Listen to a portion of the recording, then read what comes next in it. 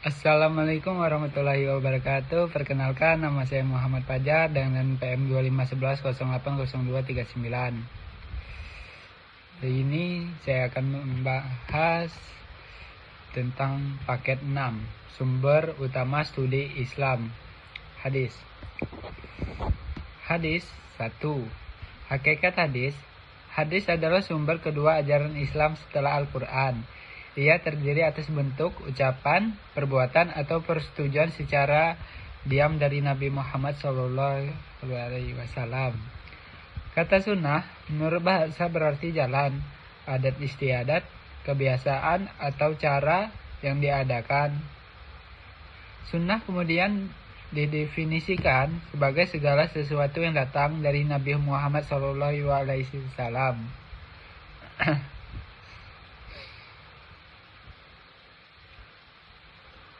Nabi Muhammad SAW selain Al-Quran, baik berupa ucapan, perkataan, perbuatan, dan ketetapan Rasulullah SAW.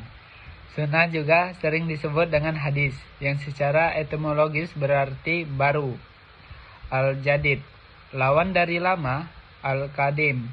Ia berarti juga ucapan, perkataan, cerita, atau berita. Jadi, secara terminologis, hadis dipahami sebagai segala sesuatu yang disandarkan kepada Nabi Muhammad SAW, baik berupa perkataan, perbuatan, pernyataan, dan seterusnya. Jadi, dalam Islam, hadis merupakan istilah yang dinisbahkan pada riwayat spesifik mengenai ucapan dan perbuatan Nabi Muhammad SAW. Pada masa Nabi Muhammad, narasi hadis berbentuk informal, di mana orang-orang di sekitarnya membicarakan apa yang dikatakan atau dilakukan. Jadi, Nabi Muhammad itu persis seperti mereka membicarakan tentang perbuatan mereka sehari-hari. Selain itu, berbeda dengan Al-Quran, hadis tidak pernah dicatat di masa Nabi Muhammad. Alasannya bisa dikemukakan dengan bahwa ada percatatan dan penghafalan hadis dilarang oleh Nabi Muhammad, karena bisa dikhawatirkan akan terjadi percampuran antara Al-Quran dan hadis. Setelah Nabi Muhammad SAW wafat, para sahabatnya mengumpulkan berbagai riwayat. Itu kemudian menceritakan kembali pada kalangan mereka, agar memori hidup keteladanan Nabi Muhammad SAW dapat mempengaruhi kehidupan mereka. Karena dilestarikan untuk generasi berikutnya, hadis itu biasanya berbentuk potongan-potongan pendek yang tidak saling berhubungan. Ya, contohnya seperti masing-masing didahului oleh daftar periwayatan otoratif. Meskipun hadis pada mulanya disampaikan secara lisan sebagai periwayat, kemudian mulai menuliskan pengimpun hadis. Berhati-hati agar tidak merusak teks yang diterimanya daripada ahli yang diakui dalam penyampaian hadis. Dan himpunannya mencerminkan kata-kata aslinya. Bahasanya secara langsung, dialogis, aktif, refleksif, dan memakai ungkapan yang tegas. Literatur hadis merupakan salah satu contoh terbaik prosa Arab di periode itu. Maka, ketika Nabi Muhammad SAW wafat, narasi hadis berubah menjadi suatu fenomena yang sengaja diciptakan untuk menjawab pertanyaan dari generasi baru yang sedang tumbuh tentang perilaku Nabi. Periwayatan hadis di masa awal Islam disalin secara hati-hati. Meskipun demikian, di antara mereka bisa melakukan kekeliruan. Jadi, dia itu bisa terjadi sehingga suatu hadis yang dianggap tidak resmi bisa jadi sungguh-sungguh dari Nabi Muhammad. Pembukuan hadis kemudian dilakukan di permulaan abad kedua Hijriah, yaitu pada masa Umar bin Khattab, yaitu di masa Umar bin Abdul Aziz Al-Aziz sebagai khalifah. Yang kemudian terjadi pembukuan secara besar-besaran pada abad ketiga Hijriah, karena hadis tidak dihafal dan tidak dicatat, dan sejak semula tidaklah dapat diketahui dengan pasti mana hadis yang betul-betul dari Nabi Muhammad, dari mana hadis yang dibuat-buat. Jadi sekian lama, sepanjang waktu, jadi setelah 2 abad dikumpulkan, masa itu menjadi masa yang paling mulia bagi pencari hadis. Jadi para ulama itu secara intensif mengodifikasikan sejumlah besar riwayat pada tahun abad ke-19, melahirkan 6 kumpulan hadis yang hampir secara umum dipandang oleh komunitas Sunni sebagai yang paling otoritatif. Kumpulan hadis itu lazim dikenal dengan penghimpunan Al-Bukhari 870, Muslim 875, Abu Dawud 888, Ibnu Majah 887, Al-Tirmizi 892, Al-Nasa 915. Ada 2 lainnya, yaitu Malik bin Anas yaitu 795 dan Ahmad bin Hanbal 855.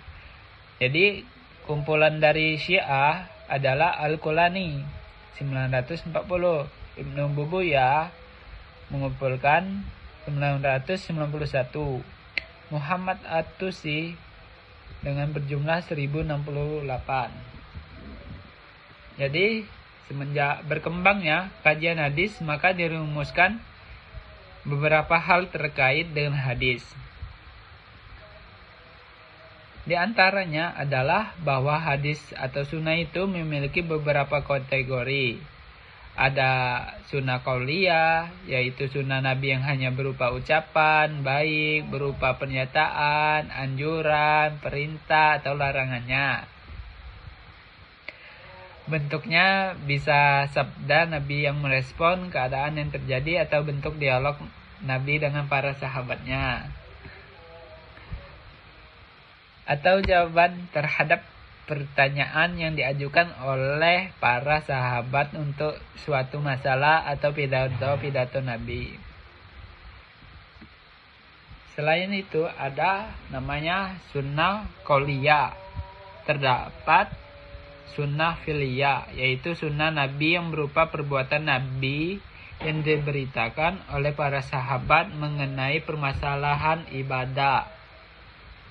Jadi seiring waktu, para ulama itu mengklasifikasikan sunnah fi'liyah ini ke dalam beberapa kategori.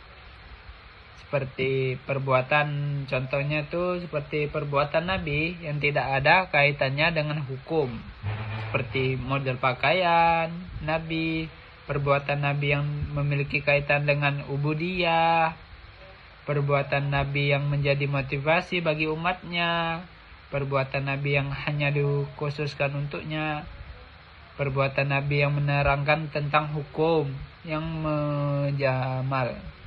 Jadi perbuatan Nabi yang dilakukan untuk menerangkan kebolehannya saja. Di samping juga ada namanya sunnah qauliyah dan fi'liyah. Juga terdapat sunnah takhriyah, yaitu sunnah Nabi yang berupa penetapan Nabi terhadap perbuatan para sahabat yang diketahui Nabi.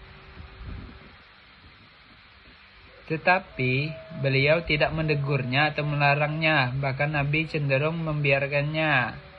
Karena di sana itu ada perbedaan dan persamaan konsep antar hadis, sunnah arsar, dan khabar yang kadang-kala silih berganti digunakan, walaupun kadang-kala juga mengandung pengertian yang berbeda.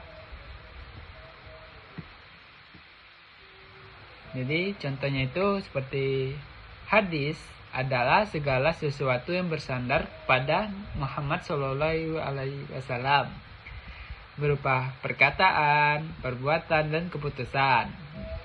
Jadi nomor satu itu adalah segala sesuatu yang bersandar pada Muhammad berupa perkataan, perbuatan, dan keputusan sunnah digunakan dalam pembahasan fikih. 2. Terima sunnah digunakan dalam dua ruang lingkup yang berbeda, seperti dalil agama dan hukum takhlifi. B. Atsar. 1. Sinonim hadis dan sunnah. 2. Berupa perkataan, perbuatan, dan keputusan sahabat Nabi. Ada juga yang namanya kabar. 1. Sinonim hadis dan sunnah. 2. Berupa perkataan, perbuatan dari keputusan sahabat Nabi. 3. Berupa perkataan, perbuatan, dan keputusan ulama. Jadi, sebagai salah satu sumber ajaran Islam, setelah Al-Quran, maka sunnah memiliki fungsi yang penting. Di antaranya itu adalah sebagai pemberi uraian yang masih global, muzmal, sebagai penjelas terhadap ayat-ayat Al-Quran yang mempunyai pengertian umum. Seperti contohnya itu seperti pengertian puasa, sebagai pemberi uraian dan keterangan serta penjelasan terhadap ayat-ayat Al-Quran dalam menentukan berbagai maksud yang tergantung di dalamnya. Sebagai dalil untuk ayat-ayat nasikh dan mansukh, sebagai penguat untuk uraian dan keterangan serta penjelasan terhadap ayat-ayat Al-Quran. Karena di antara keduanya itu mempunyai kesesuaian, maksud bahkan dapat saling menguatkan pada masa Nabi Muhammad SAW masih hidup. Semua persoalan yang berhubungan dengan umat Islam pada umumnya dan yang berhubungan dengan Islam pada khususnya dapat diselesaikan dengan baik. Jadi oleh karena itu penulisan hadis pada masa itu tidak dilakukan, bahkan Nabi Muhammad melarangnya karena dikhawatirkan akan tercampur dengan penulisan Al-Quran. Jadi pada masa itu hadis cukup dihafal oleh para sahabatnya saja, karena mereka terkenal dengan kekuatan hafalannya. Jadi hadis itu pun kemudian disampaikan dari satu sahabat ke sahabat lainnya tanpa ada penambahan maupun pengurangan. Jadi tetapi juga setelah Islam meluas ke beberapa wilayah, penyampaian hadis juga semakin jauh jangkauannya. Para sahabat kemudian menjadi sumber hadis yang dilanjurkan oleh tabi'in. Tetapi ketika terjadi perselisihan politik di antara umat Islam, beberapa hadis palsu mulai bermunculan yang digunakan untuk melegitimasikan kelompok politiknya. Jadi, kalau ingin menjaga keutuhan hadis Nabi dari pemalsuan yang lebih banyak lagi, maka Khalifah Umar bin Abdul Aziz memperkasai penulisan hadis dengan mengirimi surat kepada penduduk Madinah untuk segera menulis hadis yang mereka hafal, karena kota Madinah itu adalah sebagai sumber dari munculnya hadis. Jadi penduduk Madinah merupakan penduduk yang banyak penghafal hadis. Dan Khalifah Umar bin Abdul Aziz mengirim surat ke gubernur Madinah pada saat itu adalah Abu Bakar Muhammad bin Amr bin Hazm, yang isinya berupa anjuran untuk menulis hadis. Jadi umat Islam itu berpartisipasi dalam mendiskusikan hadis.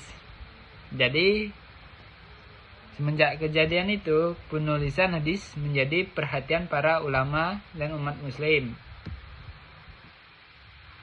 2. Metode studi Islam. Metode studi hadis.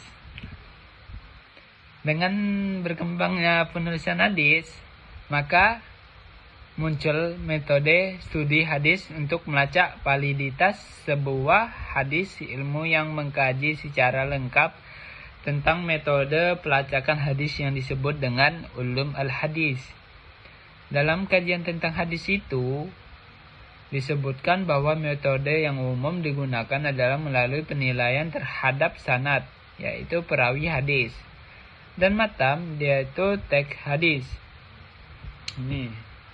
Jadi persoalan yang muncul ketika mengkaji sanad dan matan adalah bahwa dua komponen itu, hadis tersebut tidak mungkin muncul mendadak begitu saja tanpa masa perkembangan sebelumnya. Jadi baik sisi teknis maupun materinya, suatu hadis itu dianggap tidak resmi, dhaif, bisa jadi sungguh-sungguh ada pada masa hidup Nabi sendiri saat itu.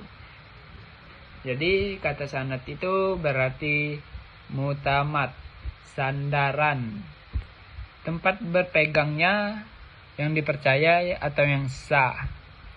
Secara terminologis, sanad ialah silsilah orang yang menghubungkan pada matan hadis, yaitu silsilah orang-orang yang menyampaikan materi hadis. Jadi bisa berupa perkataan, pembuatan, dan keputusan.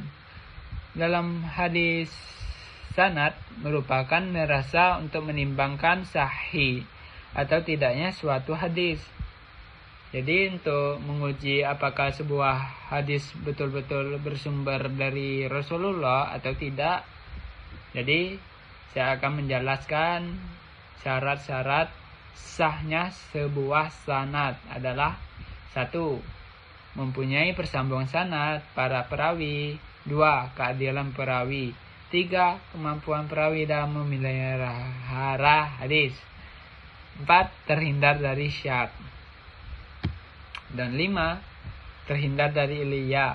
Sementara kata matan berarti tanah yang tinggi. Secara istilah, matan memiliki beberapa definisi yang pada dasarnya memiliki makna sama, yaitu materi atau lafaz hadis itu sendiri atau suatu kalimat tempat berakhirnya sanad. Dalam studi ulum al-hadis, masalah pemahaman dan pemakanan terhadap matan hadis tidak hanya menempati posisi yang sangat signifikan dalam wacana pemikiran Islam kontemporer. Jadi pemahaman ini didasarkan pada suatu asumsi bahwa teks atau matan hadis bukanlah sebuah narasi yang berbicara dalam ruang hampa sejarah, melainkan berada di tengah sekian banyak variabel serta gagasan yang tersembunyi di balik sebuah teks atau matan yang harus dipertimbangkan ketika seorang ingin memahami dan merekonstruksi. Maka sebuah hadis jika tidak akan melahirkan kesalahpahaman penafsiran. Jadi muncullah tawaran yang berupa pendekatan untuk mendukung dalam memahami makna matan hadis dalam sebuah masyarakat yang hidup jauh berbeda dari Nabi Muhammad. Jadi cara memahaminya itu bisa sebuah teks hadis hanya akan menjadi bermakna apabila diposisikan secara relasional dengan masyarakat pembacanya. Sebuah hadis tidak pernah berdiri sendiri, tetapi memiliki kaitan dengan tradisi dan komunitas beragama yang meresponinya. Jadi ketika hadis itu dilepas dari umatnya, maka tidak akan lagi bermakna, kecuali sekedar bundelan kertas yang dipenuhi gorengan tinta di koleksi perpustakaan.